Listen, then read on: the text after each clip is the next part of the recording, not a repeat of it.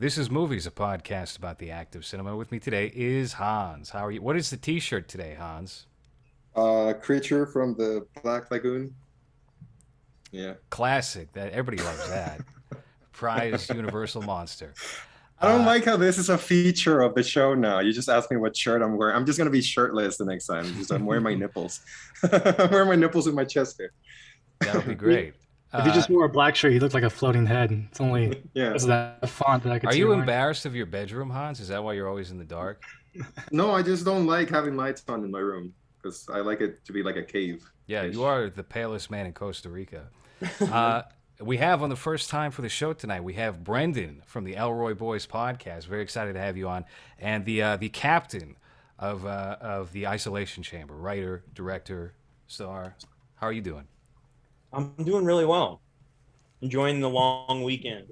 Yeah, likewise. Likewise. And the film we're going to be talking about tonight is your pick. I can't wait to get into this. I watched this again last night for the first time in, well, actually, I think I might have casually watched the theatrical cut earlier this year and then didn't finish it because I was traveling at the time.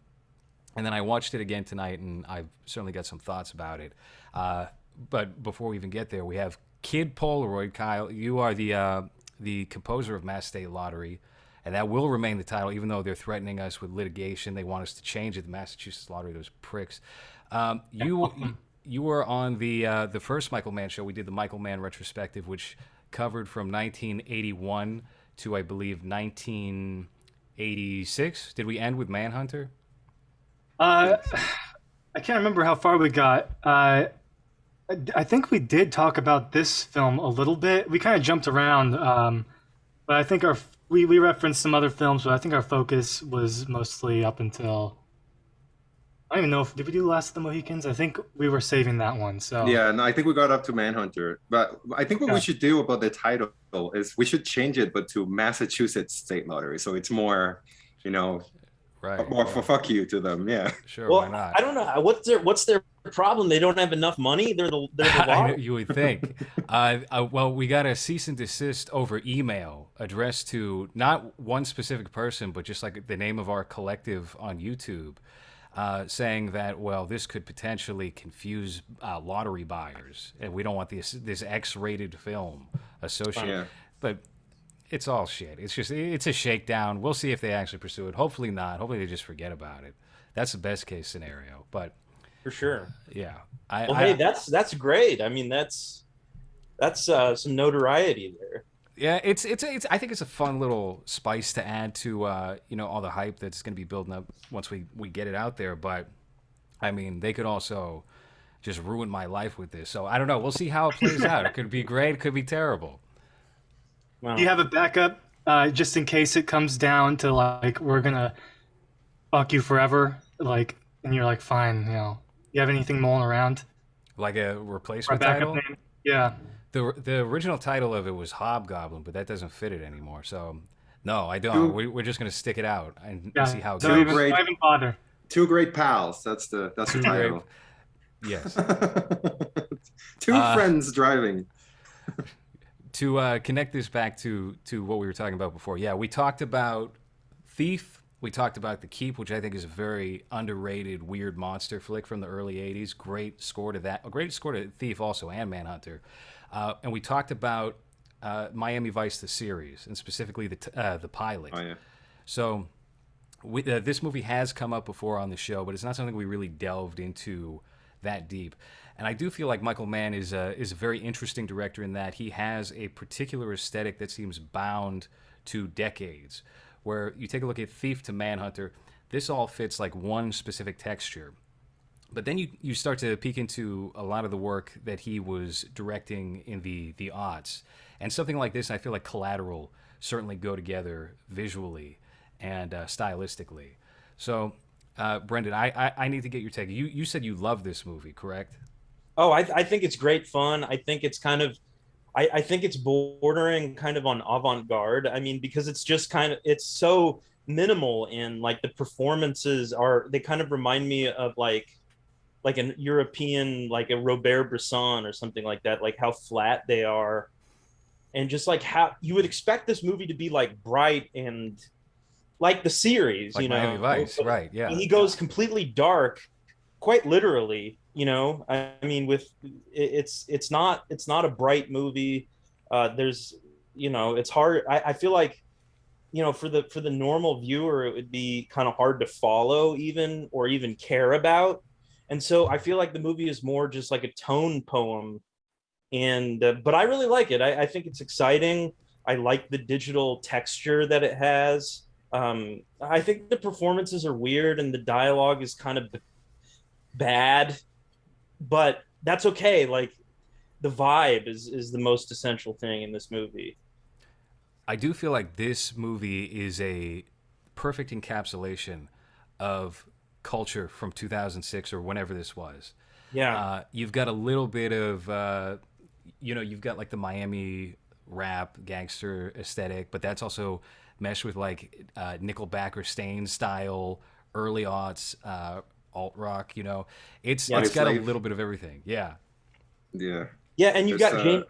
Oh, you got Jamie Foxx, who was like the biggest star on the planet at the time. Like, I think he just won an Academy Award, but he's not. He's in the background in this movie, but there's a good explanation for that too. But he had that Gold Digger song, right? Didn't he sing Yeah, the hook yeah. for that? With What's Kanye? that? Yeah, Gold he sang Digger? the hook. Yeah, Yeah, he Yeah, was the yeah. hook on that. Yeah, so he was everywhere at that time. yeah. Yeah, he was definitely Was- one of the biggest stars coming off of his win for Ray. He won for Ray, and then I think he got into Collateral, but that might have been before this. Yeah, I feel like that Collateral was- was before this. Yeah, that was Yeah. like '03 or something like that. And if you watch that movie, it's very, I think, visually distinct and interesting because Michael Mann is starting to mess with digital cameras for the first time. And this movie has like a similar look to it where, as you pointed out, there is so much noise in all of the night shots of this movie. The ISO is cranked up and it's there on the screen. He treats it like you would treat film grain for a movie. There's no desire to clean it up or polish it at all.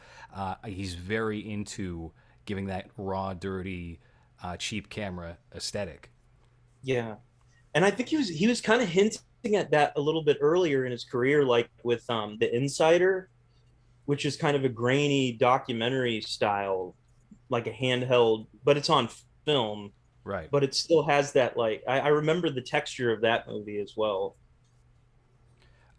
So with Jamie Foxx kind of being weeded out of this film, that I feel like that's actually fairly true to the series. I don't know how much of the series you guys have watched, but at a certain point with that, around like season 3 or 4, I think when Michael Mann decided to step away from concentrating on it and get back to directing films, you notice that it becomes the Don Johnson show. Philip Michael Hall or whatever that guy's name is, he starts to become like a side character on the series because it's all about Don Johnson and the women he's sleeping with, and he's stopping this guy and that guy. And so you have like a similar structure here with the Colin Farrell version of that character. So I feel like, and that's something I think honed in on this go around, because for a long time I really enjoyed the Miami Vice TV show from the 1980s.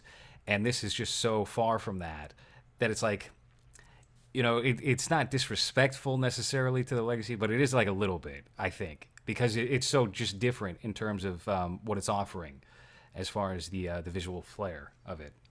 Yeah, you get the feeling like Michael Mann had this idea that this is not my, the original series is not my perspective on these matters, cops, criminals, the dark side of urban life. And so he wanted to use that frame, the Miami Vice frame, to say, this is actually my perspective. And that's a perspective that he'd been developing over time with, like, particularly Manhunter and Heat. Because, I mean, Heat was like this really well researched, the guy had done, he'd gone to Folsom Prison and interviewed prisoners in Folsom Prison. And I think there was a real guy, Neil McCauley, that he had based the Robert De Niro character on in Heat.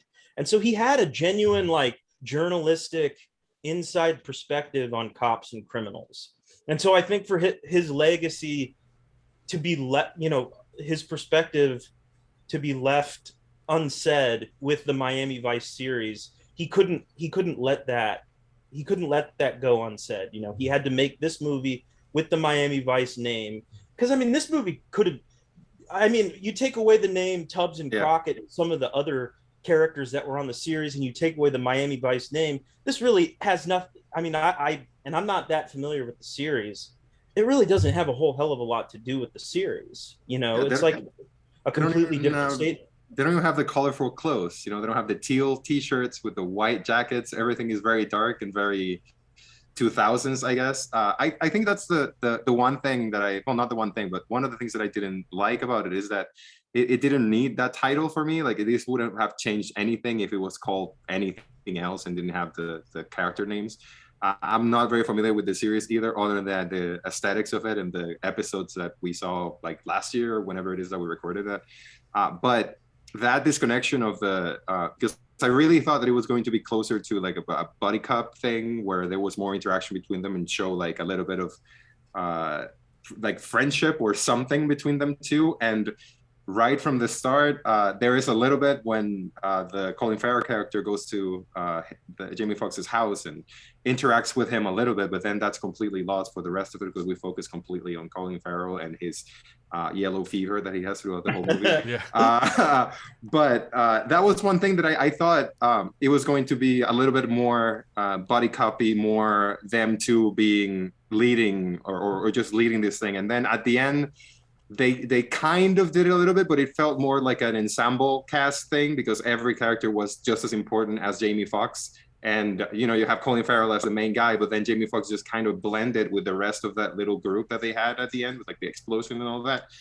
So that's one of the things that I was kind of like, well, it felt a little unnecessary to use that title. Now, I know that Michael Mann was producer and also directed the pilot, right? I think.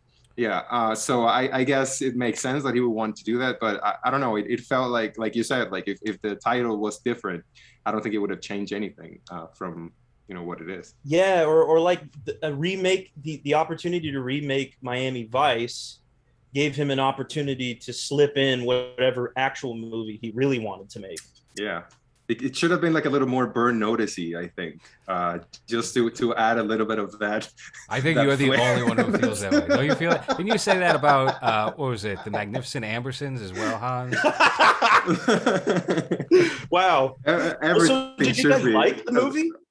I like the visual style of it a lot because it added a lot of intensity by just having handheld cameras or just the way that it was shot. I love the plane shots. I don't know if that was CG or not, but the way that he shot it, how everything looks so massive and them so little, I really enjoy all of those transitional takes that he had.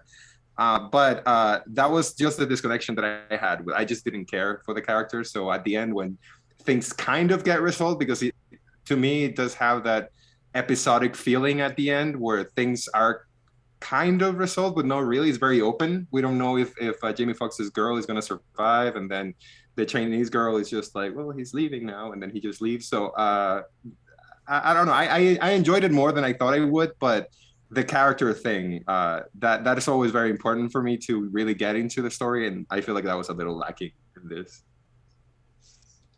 Kyle, I got to get your take as the music guy. What was your take on the soundtrack to this? The fact that it doesn't open with Encore, right, from Jay-Z and Linkin Park or what, you know, but it gets into it pretty quick and just gives you the exact tone of the film right in that nightclub sequence. How do you feel about this compared to, say, his 1980s more score heavy work? I would like to. The music kind of reflects the point brought up earlier about the film seemingly being like an avant-garde type film, and the music. I feel like the music really plays on that as well. It doesn't really serve. It almost serves like there's a lot of pop hits like brought up. The first 2 minutes of the film, we have the Jay-Z Linkin Park mashup. There's a lot of like just very dated choices in the music. In fact, the Phil Collins cover which is probably the strongest like throwback to the original Miami Vice. Man, I hated that. That annoyed the piss out of me. They played that entire song all the way through it, and there was nothing like intense happening. It was just people hanging out. Just some Yeah, it's some just got like the interaction drum happening. beat going. It's Yeah. like it goes for so long, and it just kind of becomes like a very it's like a very lazy. The song itself is just very groovy, and they stretch that out throughout. It's supposed to be this pivotal moment where it's even used in the pilot in the same sense, where everything's coming together and we're about to, finally things are gonna come to a head, and they try to go for that in this film, and it does. I know what you're saying when it just seems like it doesn't go anywhere, and they're just kind of underlaying it through. Just it goes on for too long. And things like the club scene in the beginning when they walk in with the Jay-Z in the Lincoln Park. It's supposed to be the club's music, but the way it's actually mixed into the film, it's just as forward as if it were the score itself. So it kind of becomes like, well, is this the music they're really listening to right now in the club, or is this just serving as the score for the film, same as the Phil Collins cover that plays later, who I don't know who the performer is on that. On point. On point? Oh. Yeah. Okay. It's just Yeah. that you had to listen to the lyrics, man. That's what you didn't get. Well, actually, I'd read that Michael Mann didn't want any music from the original series in the movie, and so I think, and I watched the director's cut this time around. I think that the Coming in the Air Tonight cover or whatever in the original cut was just on the end credits. Oh, so it's actually not during the pilot. For some reason, I'm just. Well, I mean, in the film, in the 2006 movie.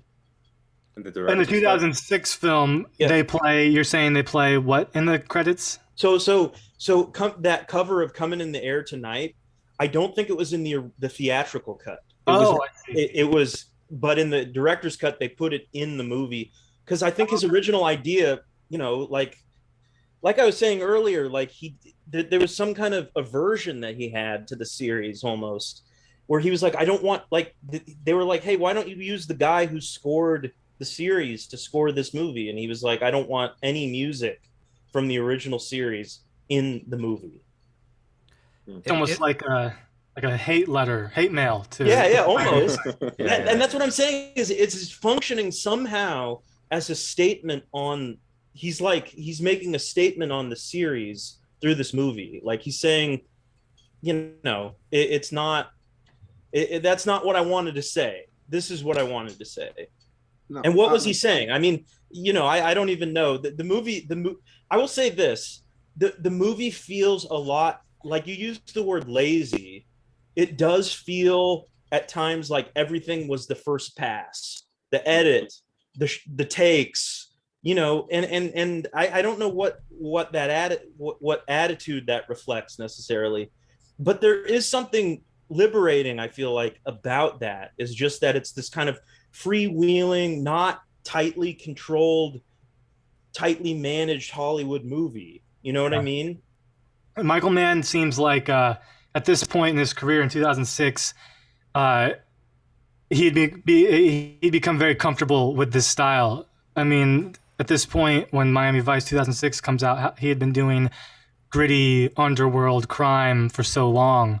It almost seems like there was intent for him to want to take this film and make it like this other, like give it the veil of Miami Vice, and give it the furniture of Miami Vice, but then underneath it he wanted to subvert, is essentially what you're saying. Yeah, I think so. I don't know why he would want to do that, but there's something there's some kind of conclusion he'd drawn about the human condition over the course of his career that comes out in this movie, where it's like all this, and I feel like it's reflected in more of the Jamie Foxx arc, where he's got this woman who he can't protect,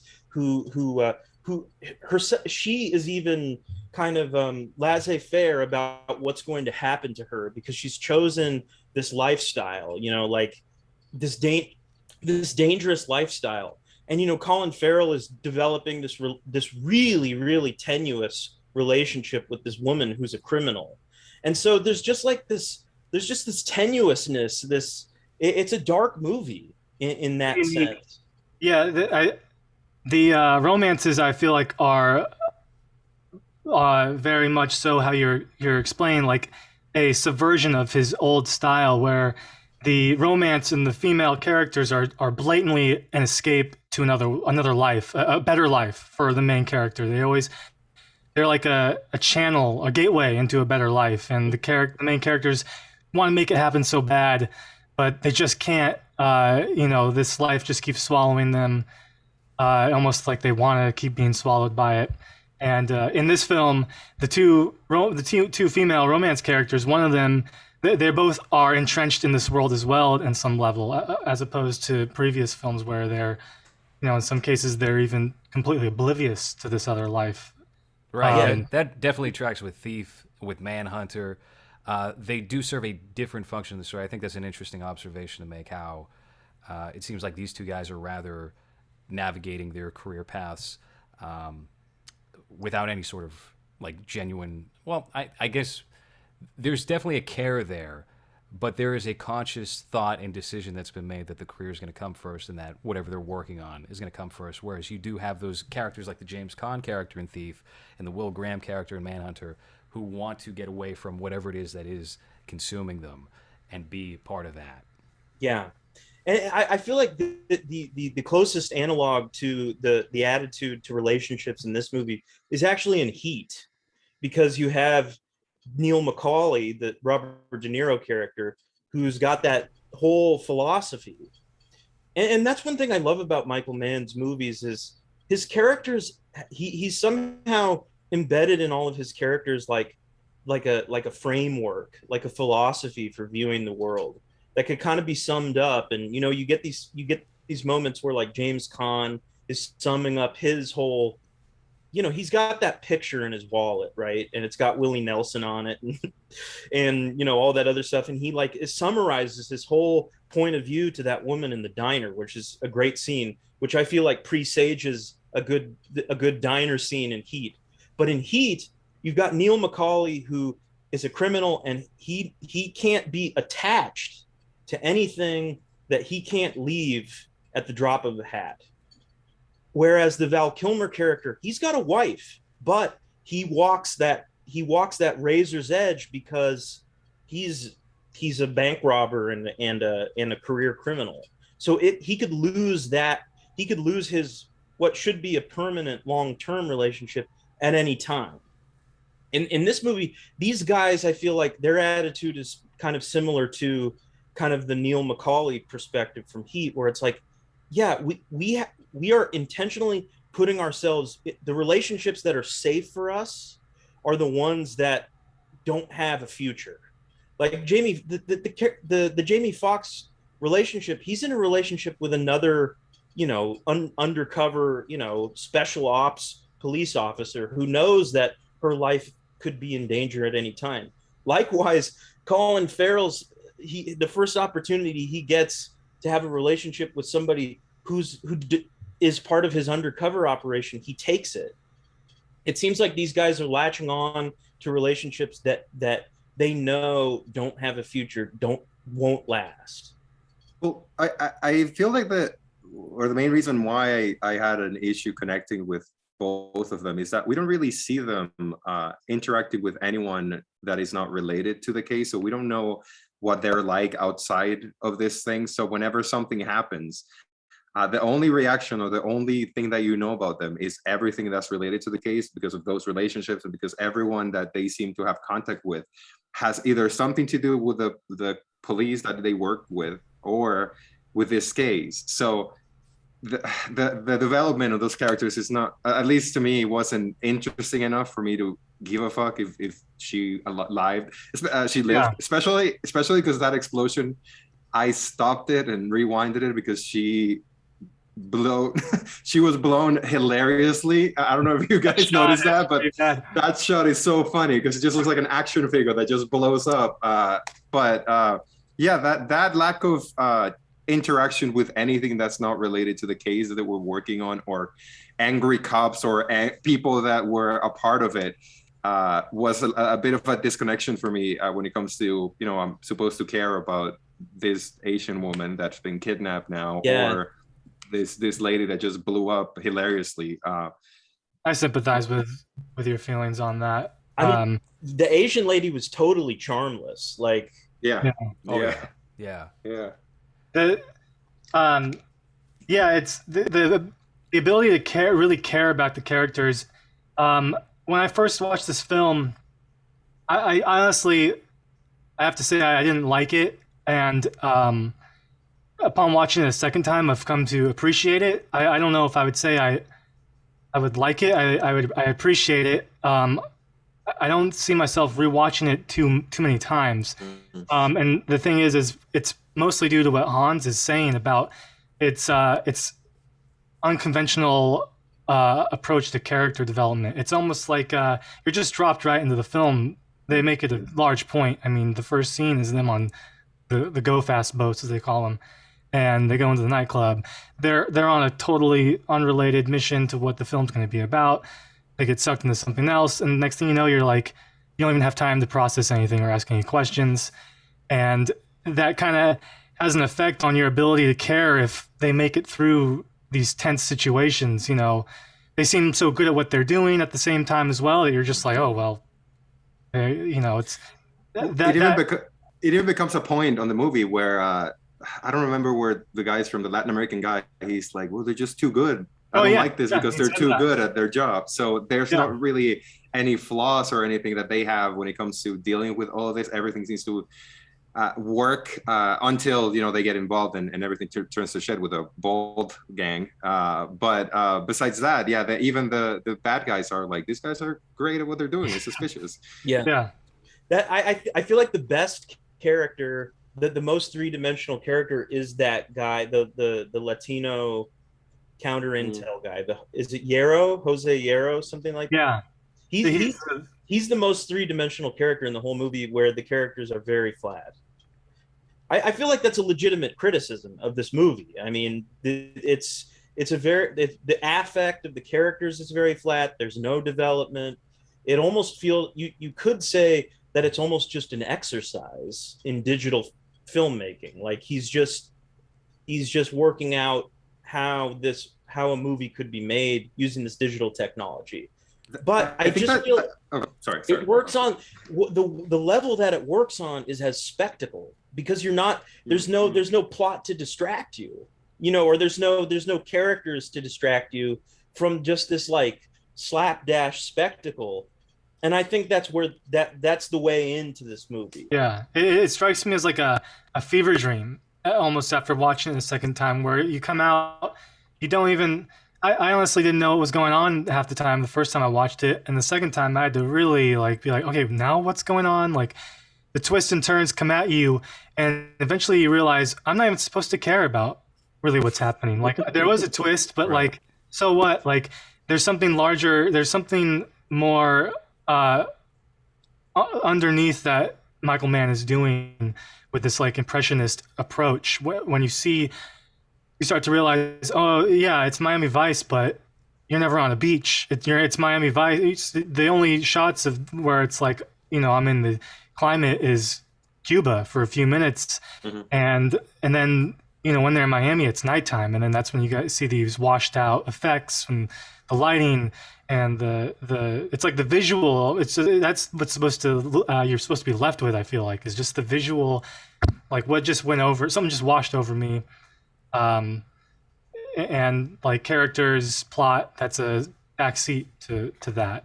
I wonder if he did that so that it feels like an episode of a series, because if this was, let's say, episode 5 of a 10 episode series, maybe not 2 hours, but I feel like it works like that because you have all of the other episodes to do that character development that you don't get here.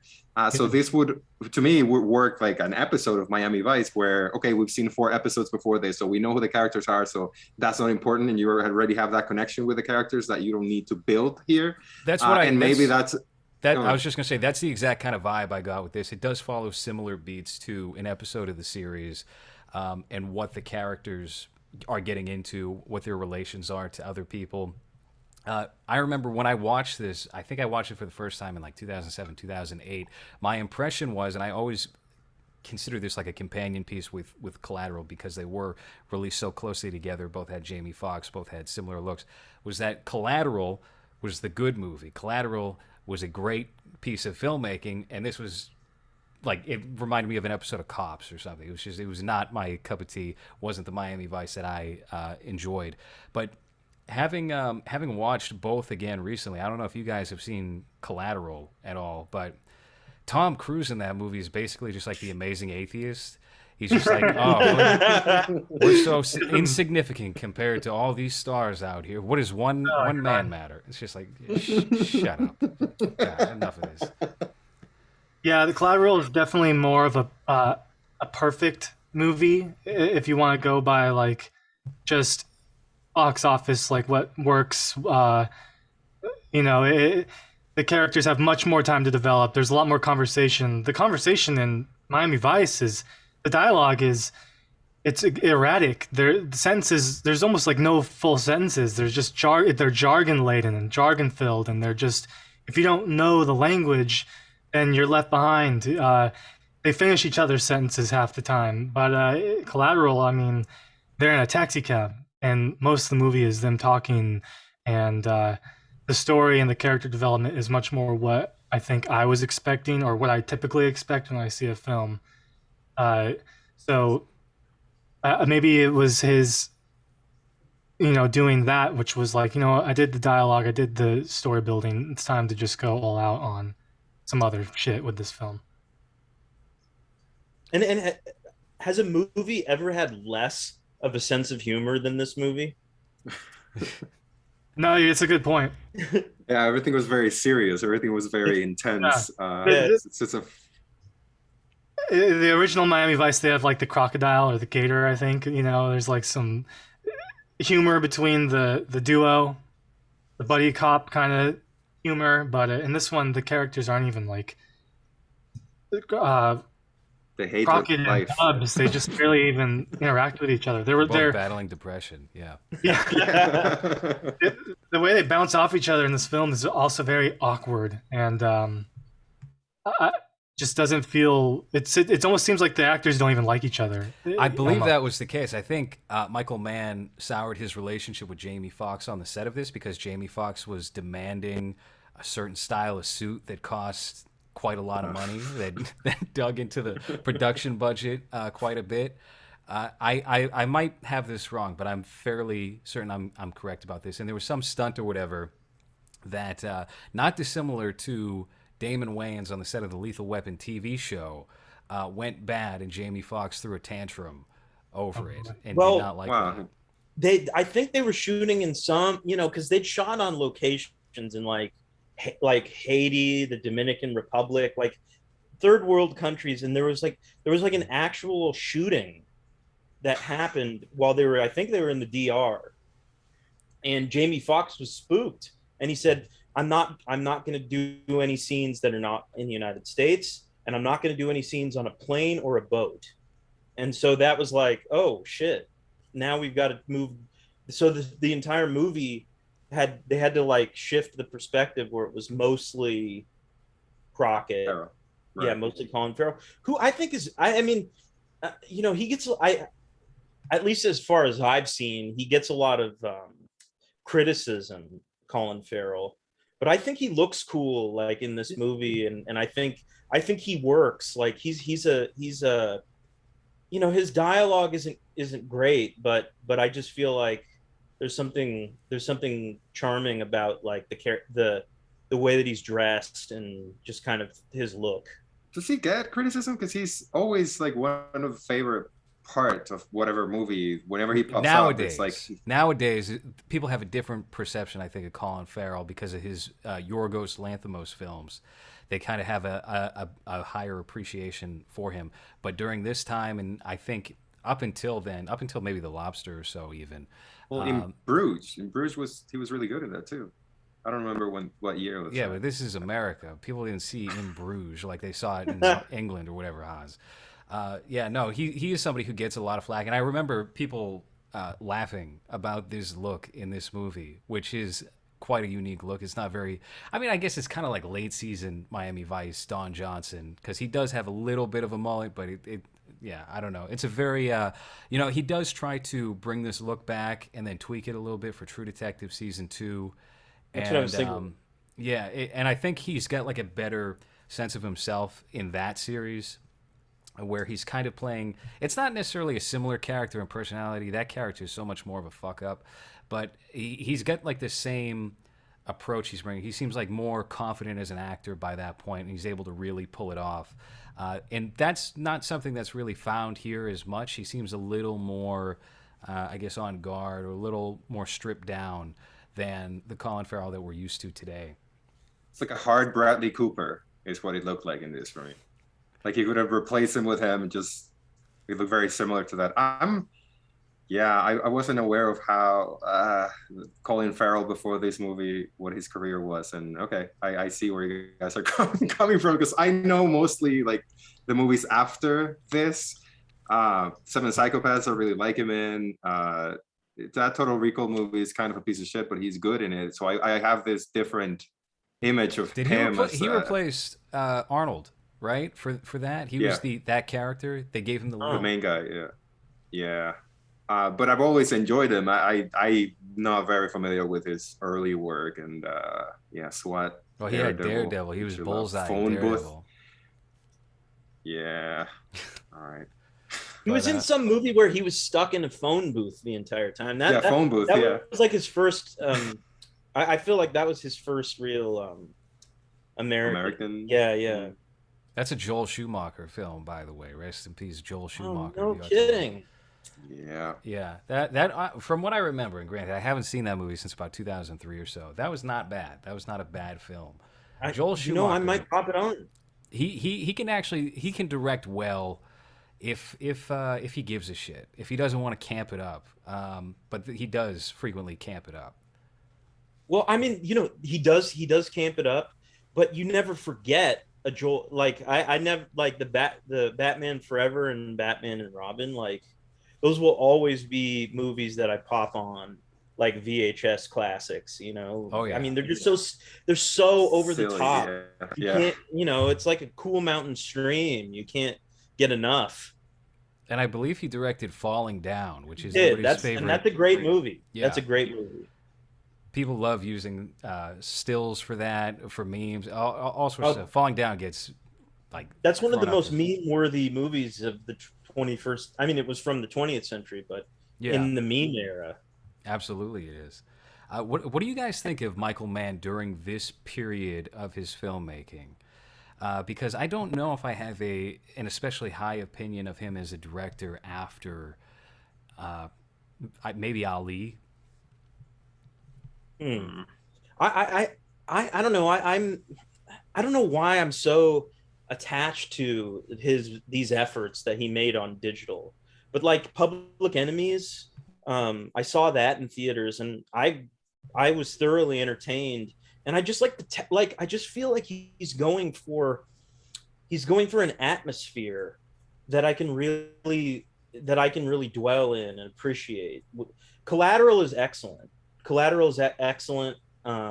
It's a little corny, as you were saying. I mean, I don't know if Michael Mann like has that sophisticated of a worldview at this point in his life. Like I feel like he's kind of nihilistic and. You were saying you were saying that Tom Cruise was the amazing atheist in the. I feel like that probably is how Michael Mann is like. That's his. Yeah. But now, does it feel corny with 2021 eyes? Because in 2004, you didn't really have so many creators, let's call them, that would use that as a shtick. No, so maybe for the time it worked as like, oh, look at this thinker or like this free thinker or whatever. Now, you look back and you're just like, this guy's just a fucking YouTuber. It's every Heath Ledger Joker speech. Of course. Yeah. The culture around it winds up tainting it a little bit, but I mean that's not really the fault of the movie. But I think what is most interesting about Michael Mann dealing with this technology is that he's trying to He's not trying to hide it. He's not trying to use it as a method of convenience. He's trying to showcase character in it, which I don't think a lot of directors do. Maybe Shane Carruth, since he works with like very lo-fi technology typically, but Michael Mann's got this maximalist approach where he's just applying the same sensibilities he would with film to the digital technology, and I think it makes his movies during this era stick out, or maybe have a more interesting impression than they would otherwise. Yeah. I mean, one could say, oh well, these are dated looks to the movies, but the thing is that I think you're right, LowRes. Like he's saying, okay, we've got this technology. Let's bring the features of this technology to the showcase the form.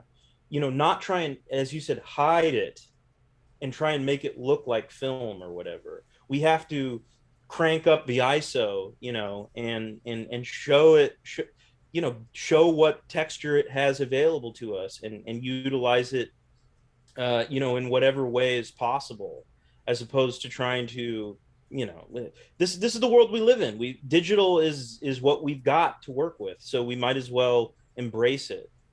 How do you guys feel about Collateral from 2015? I never saw that. Chris Hemsworth. No, not Collateral. Black Hat. I mean, Black Hat. Yeah.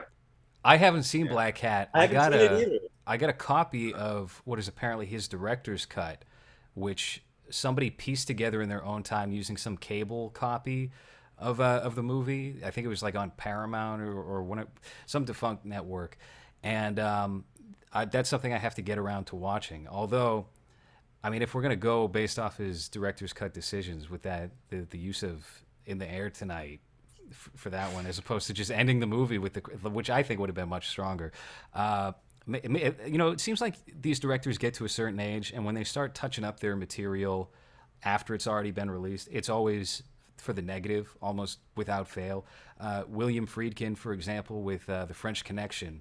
There's a now famous story about him going back and recoloring the movie to try and give it a more, a more colorful look, a less brown look.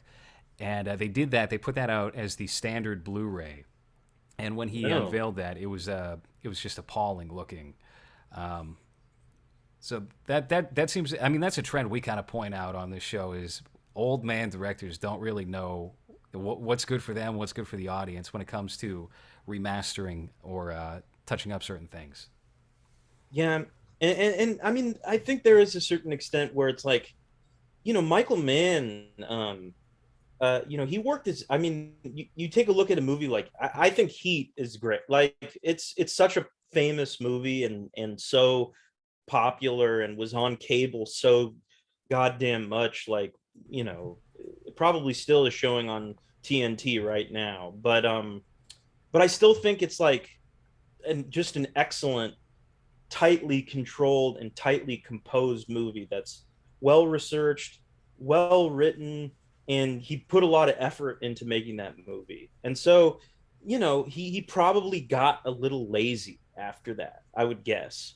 Particularly if you look at, I feel like Miami Vice would be the best, probably the best example of laziness.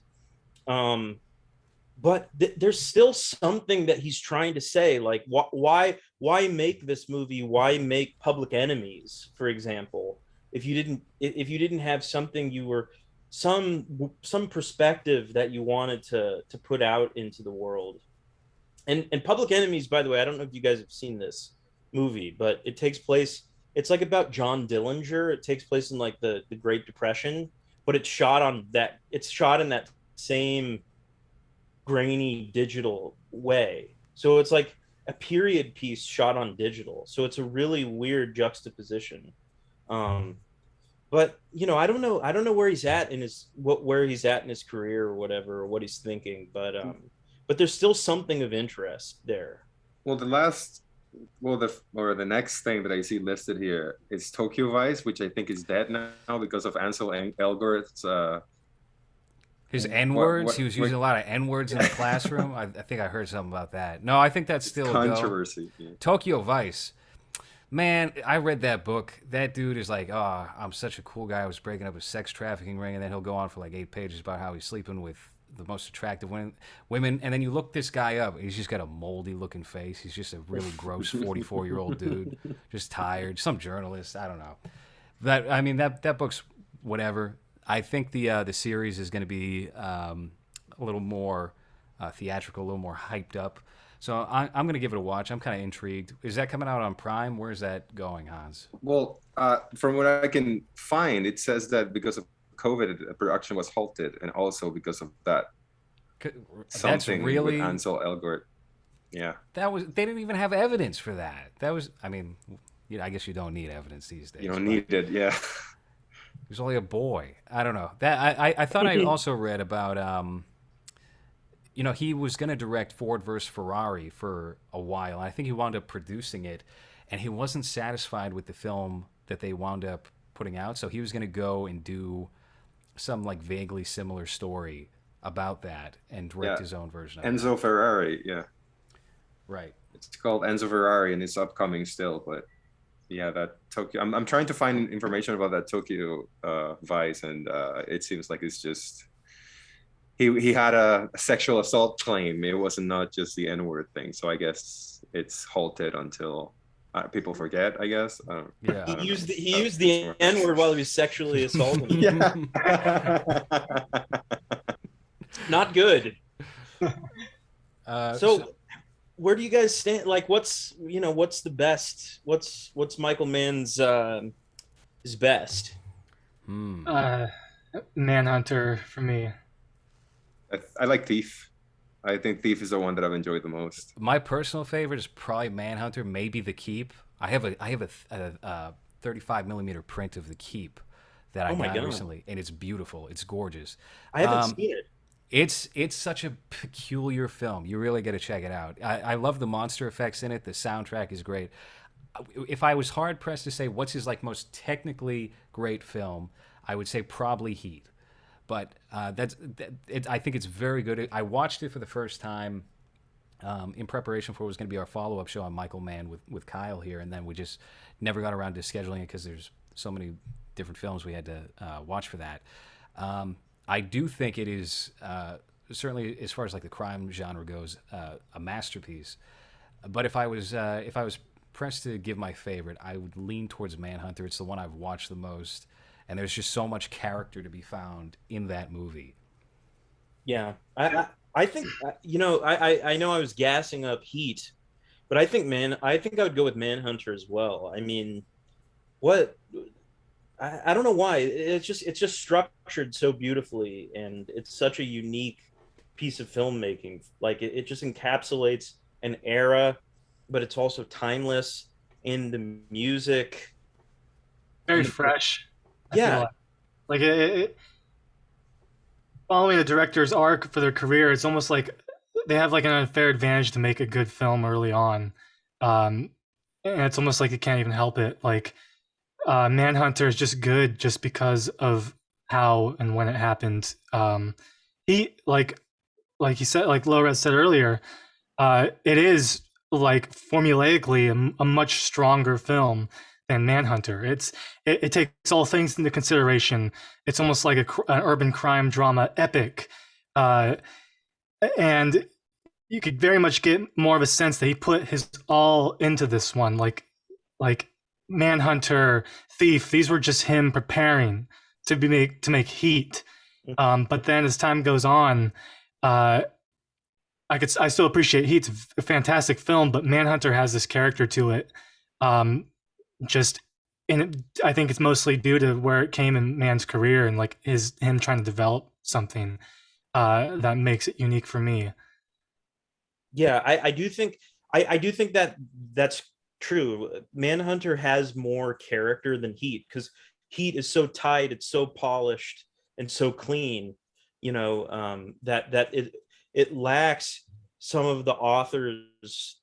In this case, Michael Mann's, like his handwriting is more on Manhunter. Though if you took Manhunter and Heat, you would still see more like there's just more composition to those movies. Like, like when William Peterson swings into the glass at when In-A-Gadda-Da-Vida is climaxing, or at the end of Heat where it's like those airplane lights are like Oh yeah, flashing Strobe. while Al Pacino is hunting Robert De Niro. Like there's more structure and composition to those movies. And then Miami Vice, like there's no, I don't feel like there's any links between, there's no beats. You know what I mean? There's just not that, I don't know. There's just not that tension created by, I don't know what I'm trying to say, but I think you get what I'm saying is that it's just not a composed movie. Yeah, it feels very like you said, first take and let's go. And there's not a doesn't seem like there's a lot of planning when it comes to the shot or the creation of the way that the actors interact with the shots. Mm-hmm. Everything is very straightforward and very much this shot moves for the next one, the next one, the next one. Not a lot of creative choices, I guess, that would show that this went through multiple. What is this called? Like when you draw and plan everything in advance and try to think of creative ways in shooting things. This one felt very much, I guess that's why it feels like a TV episode to me, because it's very straightforward. It's very much everything that we're showing you works to move the plot along and nothing else. I feel like that added a little bit of intensity to the story and like maybe realism to me. But like you said, comparing it to the other of his previous movies, where it seems like they're more crafted, like more thought put into the shots and more thought put into how the characters interact with not just their environment, but everything that is shown on camera. I feel like that's, I don't know if that's what you were getting to, but that's kind of like how I felt with this one. Yeah. Which, yeah. Go ahead, LowRes. I just going to say real quick, because you had brought up the William Peterson when he's jumping through the window. Man, what an epic scene that ends in nothing. He jumps through that window as the music is building up, and then he just gets slapped down on the ground like a bug, and he's just laying there.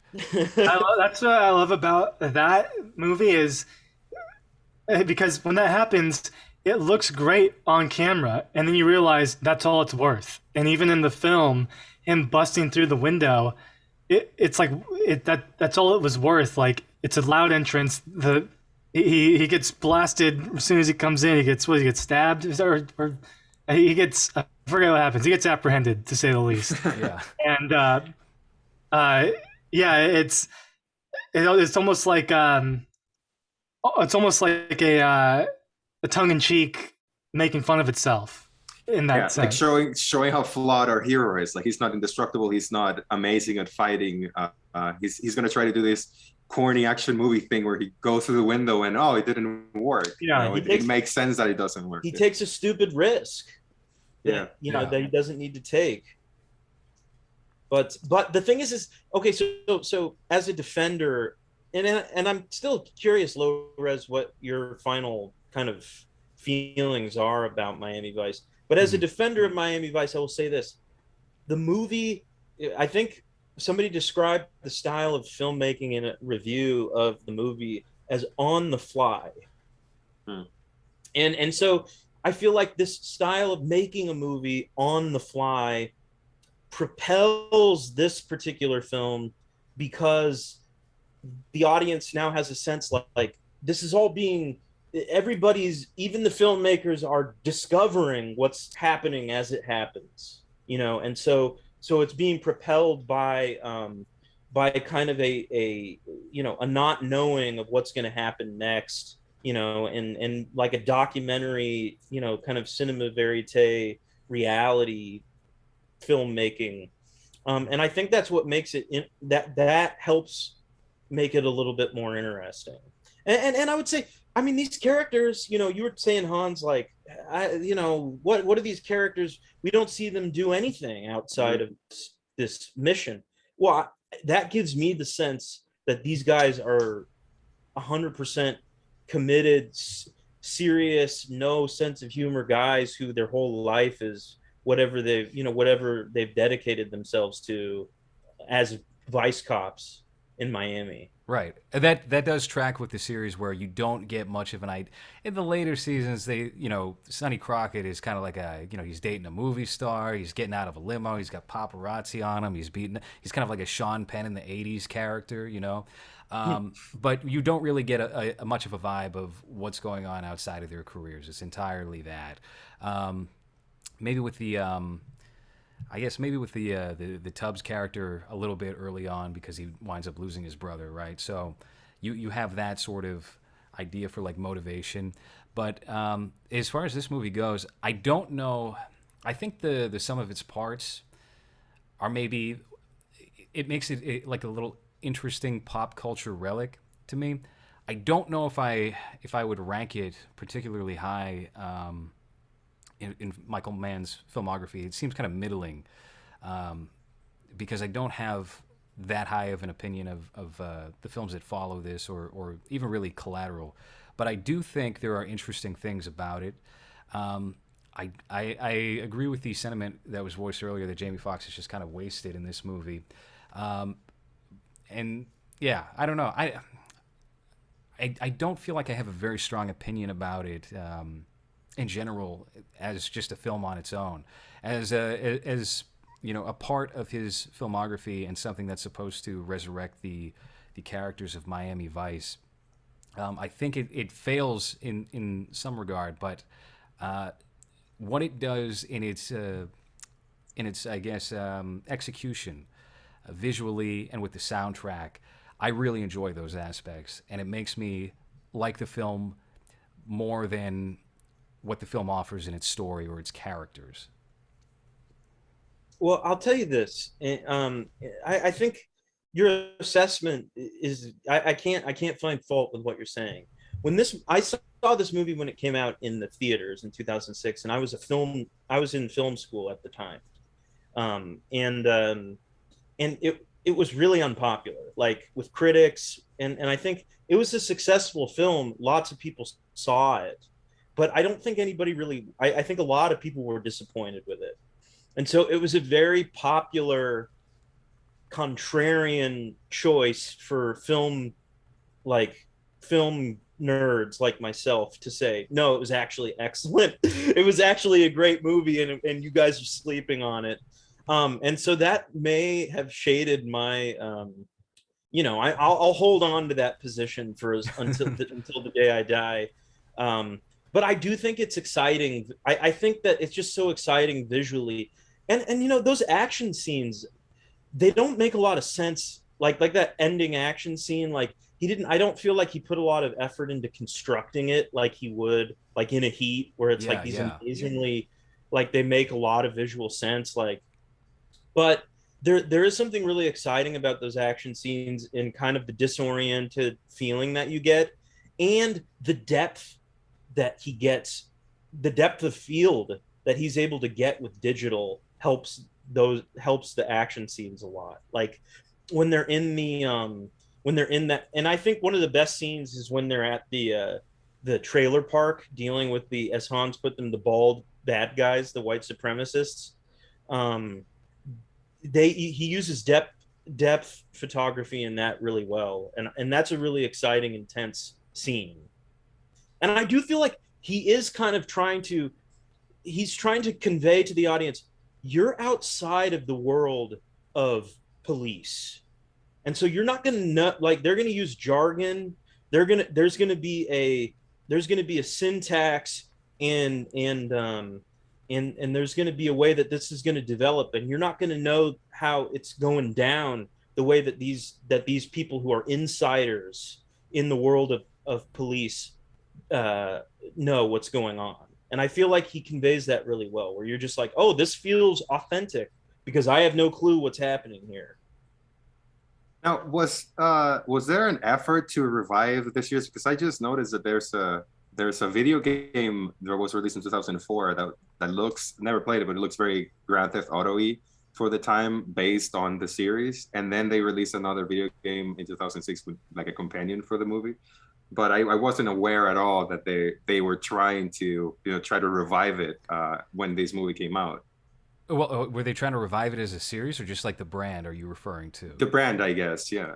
Well, I don't, because I the don't, video I don't game. think it was that uncommon in 2006 or 2007 that you would see a video game adaptation of any standard like rated R movie that was uh, released and was maybe something more than just kind of like a mid-budget drama. You know, if you had a crime film, especially, there's a lot of weird game adaptations from that stretch of time that went to PlayStation 2 or Game Boy Advance, whatever it was.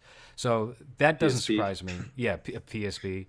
That would have fit right into this movie. People playing PSP, they just play PSP when they're bored in their downtime on the boat. I know that Vin Diesel was trying to bring back Miami Vice as a TV show for NBC maybe about 5 or 6 years ago, and that just fell flat. Nothing happened with that.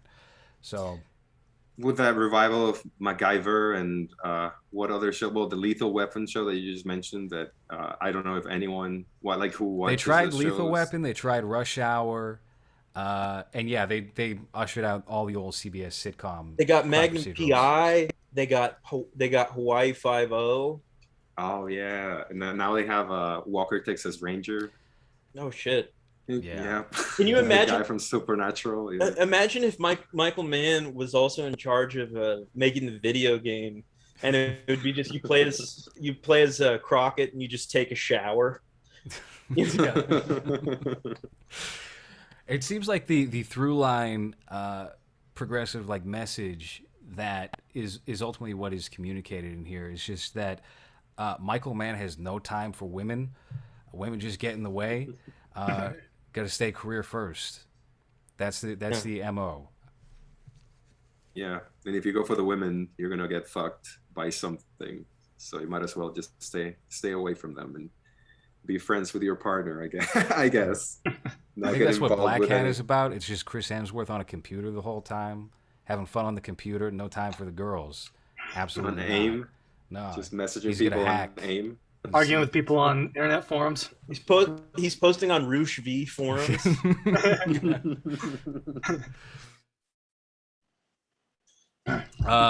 Brendan, I want to get your opinion on two other filmmakers who kind of had a similar style to Michael Mann in the 1980s, and that is Abel Ferrara. And I guess, if you take a look at To Live and Die in L.A., William Friedkin definitely borrows quite a lot from Michael Mann and what he establishes visually during that time. And that's a great film. That's a terrific film. I believe you covered it on Ellroy Boys, correct? Did. Yes. Yeah. And I couldn't stop talking about Michael Mann when we were doing To Live and Die in LA, which I think is just an absolutely excellent, like just a really, really strong movie. And William Friedkin is, I think he's a genius. I mean, just a larger than life character, and a man who reinvents himself every movie, like more so than Michael Mann.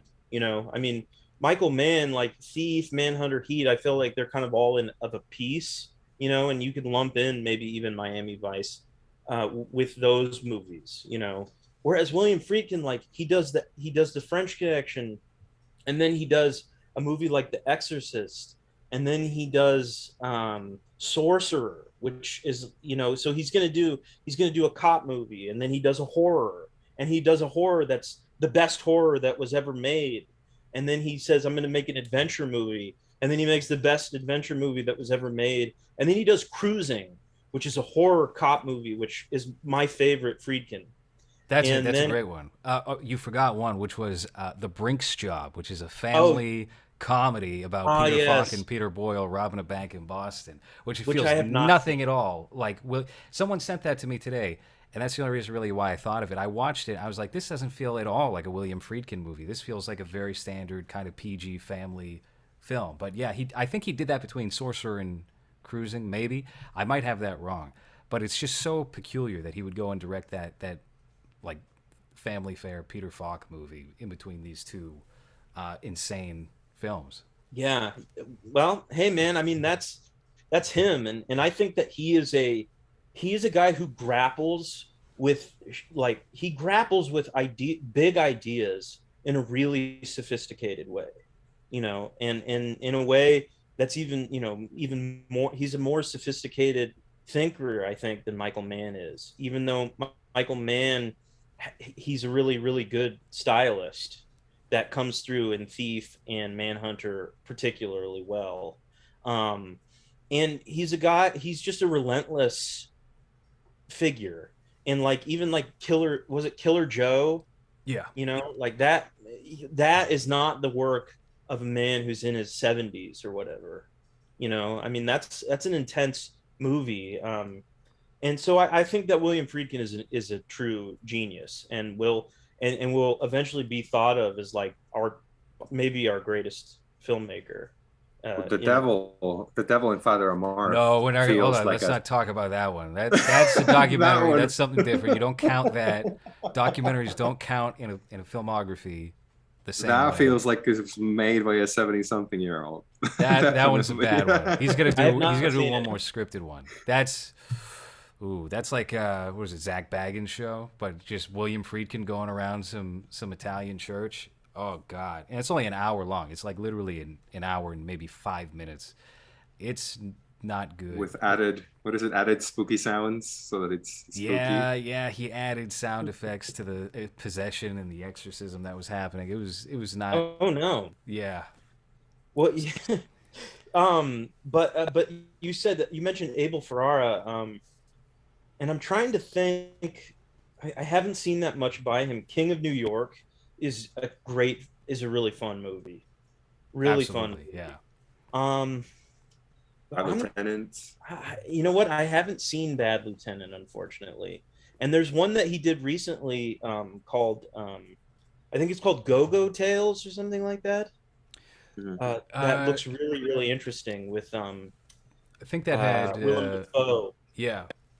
Willem Dafoe and it has somebody else in it. That's from that's not too recent. I think that's from like 2004, 2007 or so. Fair enough. You know, I kind of lost track of time there around that period. He works with Willem Dafoe on everything. If you watch any of his recent movies, it's just a lot of Willem Dafoe kissing Abel Ferrara's real life wife, just feeling up Abel Ferrara's wife. He's he's an adventurous filmmaker, this Abel Ferrara. Touching her titties and shit in the like, sex scene that's very awkward because she's like 25. It's her first time. Willem Dafoe Willem Dafoe is just old as shit. I hear he was very inspired by Kevin Smith films. He really enjoyed Clerks too, seeing his wife hook up with the guy, the schlubby guy from Clerks. Fear City is a really fun early 80s Abel Ferrara that has like a similar aesthetic to Michael Mann from that period. It stars Tom Berenger and Billy D. Williams, and they're hunting a killer who's a white guy who does karate and beats up women to death. And it's such a peculiar movie. Wow.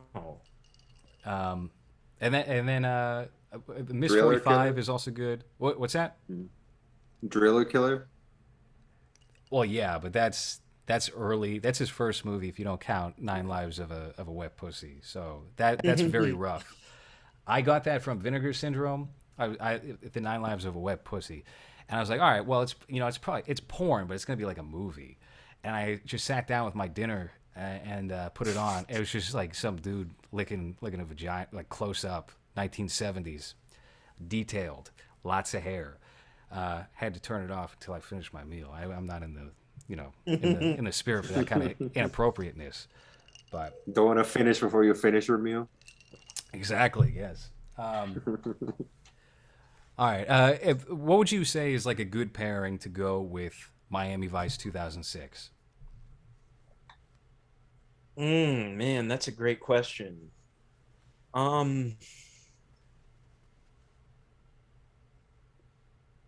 man. The first thing that comes to mind is kind of like I think you should watch you should watch Miami Vice, and then you should watch all of True Detective season 1. Season 1. Yeah, season 1, because I feel like it kind of it takes the dark atmosphere, kind of the southern, the southern crime, and some of those action scenes that are in True Detective season 1. I feel like they were picking up where the action in Miami Vice left off, but it's a much fuller meal, Yeah. That's pretty. I don't think I would have drawn that connection on my own. Hans, what about you? What would you say? Maybe it sucks. I mean, maybe the connection is bad. Well, Burn Notice, so you Oh, get a right, well, yeah, so you a true image of Miami and how fun Miami can be and sunny, and there's mojitos and shit. He drinks a mojito in this movie, but he doesn't even seem to enjoy it at all. So yeah, a couple of episodes of the first season of Burn Notice. What before about the characters were what about properly the fall developed. of Sam Axe? We're gonna do that eventually No, that in the one's movie. no, No, that was bad. That was bad. Yeah, that's not part of the lore. That's extra. That's when they Right, were just trying like the to Devil milk. and Father Amorth doesn't count. Yes, Yeah. Burn Notice, fall of Sam Axe. Yeah. What about you, Kyle? I would say two films would pair well with this, and I think if pairing what the objective was to maybe provide perspective, an ability to maybe appreciate the film other than like what you typically get out of a film at face value, would be a to keep it in Michael Mann land, Thief, due to the fact that Thief plays so heavily on realism in the effect that there's hardly romance, and I don't mean romance in the in the V sense, but romance in like how it's treating urban crime, etc. Thief puts realism in front of that, whereas in Miami Vice, it's almost heavily romantic and not as real as a film like Thief, especially for Michael Mann, who, I'm sure he had these actors hang out with actual undercover cops. He always, his research is always very thorough. But then the finished product of Miami Vice, obviously you're steeped in these images that are very much dependent on the research. But at the end of the film, you don't feel like you were actually on the streets of Miami. You almost feel like this romantic afterthought.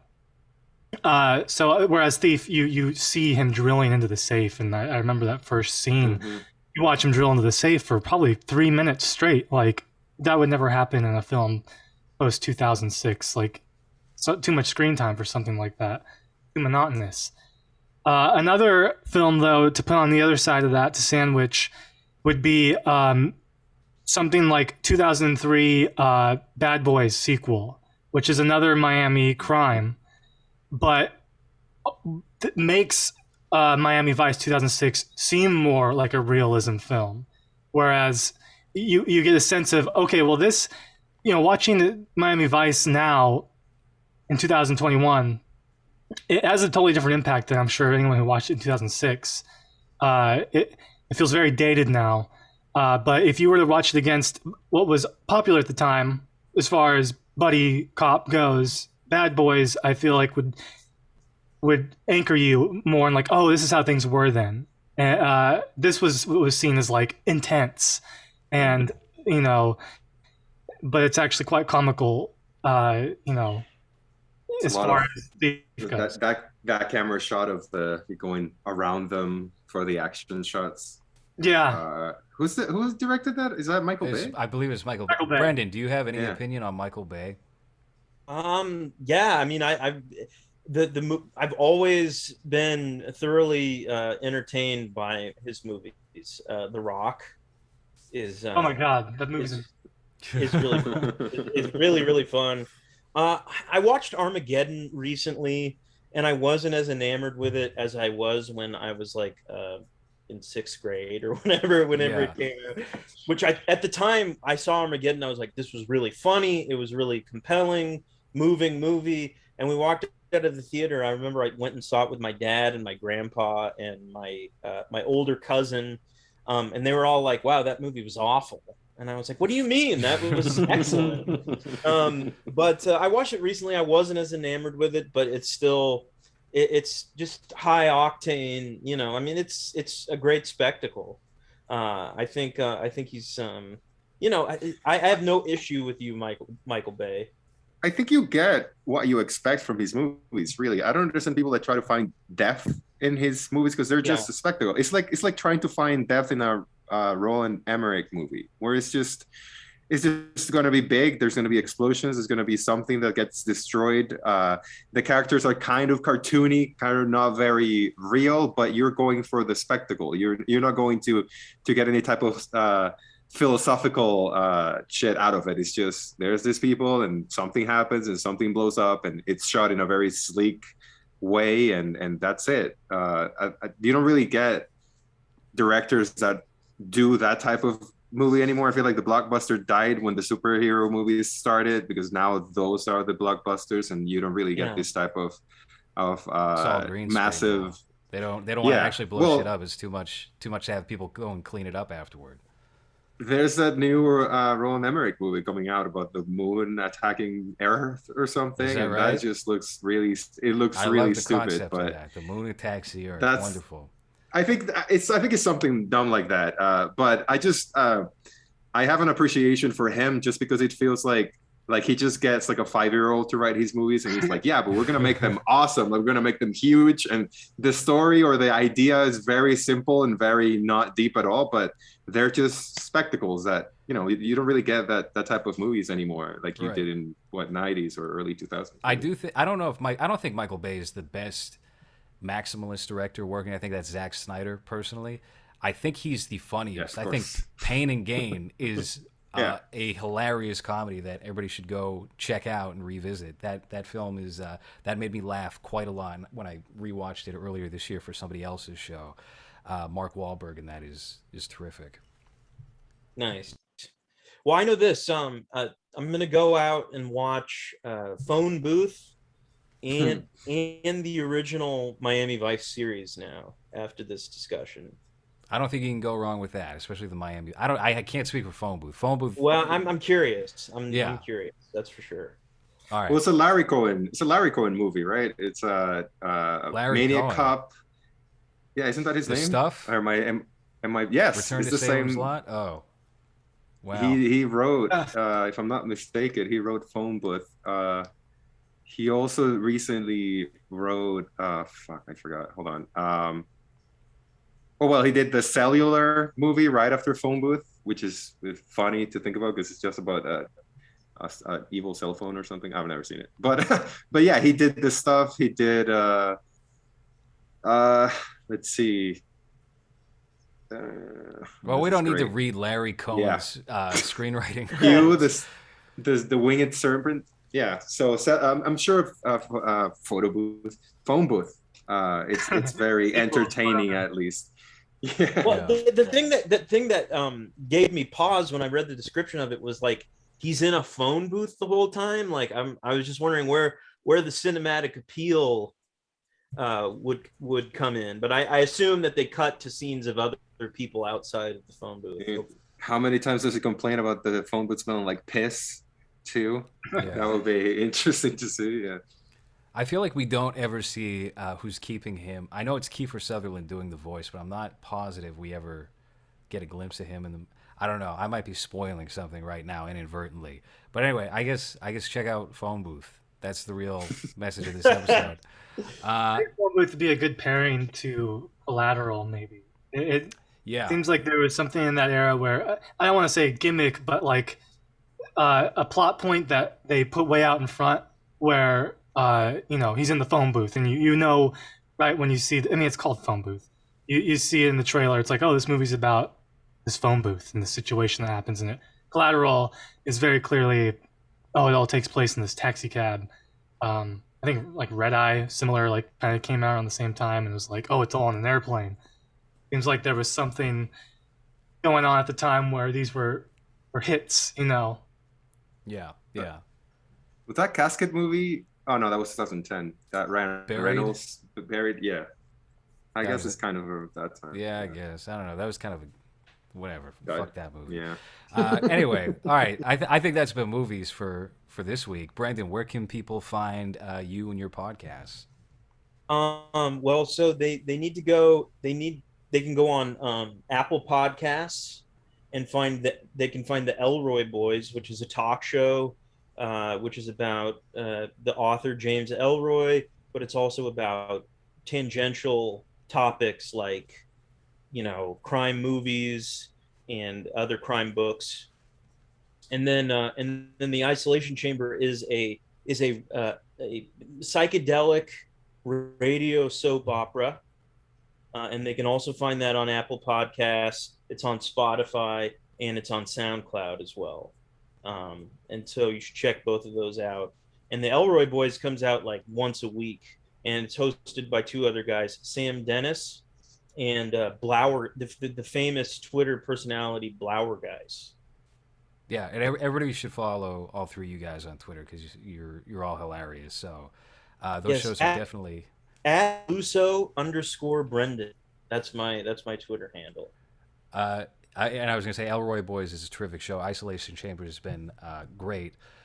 But I'm on there now, so you can also hear my voice if you tune into Chapter 10 on, or when you get to that, start with Chapter 1, obviously. You try and I mean, I'd say start with Chapter 1. Otherwise, it's going to be like watching 2006's Miami Vice. Which is a great movie, by the way, and no shade. Right. It's just it's been an hour and a half of us fawning over Miami Vice 2006. Kyle, where can people find your work? You can go to my Instagram, which is Kid Polaroid, no spaces or anything. You're not going to really see much going on there. If I'm shilling anything, it's going to be Mass State Lottery. So you can keep an eye out for that and watch the Mass State Claims Court, see what comes up. With Judge Judy in a couple of months. If I was showing anything, it's that film project. So I'm putting my all into that. So follow LowRes, and you can follow me for fun. I've been filming myself here and there, doing some behind the scenes making of. I'm doing, as LowRes said, the music, but I'm also doing all the sound design and audio mixing. So there's a lot that goes into that, and I'm kind of just documenting it for fun. So I might, depending on as we get closer to release, releasing things here and there to kind of hype it up. Yeah, and it goes without saying, but you've been killing it as far as that goes. People are in for a treat when the movie comes out. So thank you. Thank you, and keep up the good work. And Hans, you're Hansikin Dos on Instagram and Twitter. No. Yeah, H-word name on Twitter, because I can't use my name because I get banned. Yeah, Hans is on his like 9th account for Twitter at this point because he loves to threaten female politicians late at night in drunken stupors. Yep. I just called Nancy Pelosi a cunt at like 2 a.m, and then I wake up and I'm like, oh, let me just check my Twitter. Oh, what happened? I don't remember this. Oh, man. Speaking truth to power. I almost got kicked off Instagram this morning for telling someone to kill himself too. Oh, well, that's great, lovely roster here tonight. Very rebellious people. Yeah, that's what I'm going activism. with. That's really what it comes down to. We have activists on the show. Anyway, that's been movies. Political show. Yes. Thank you for listening.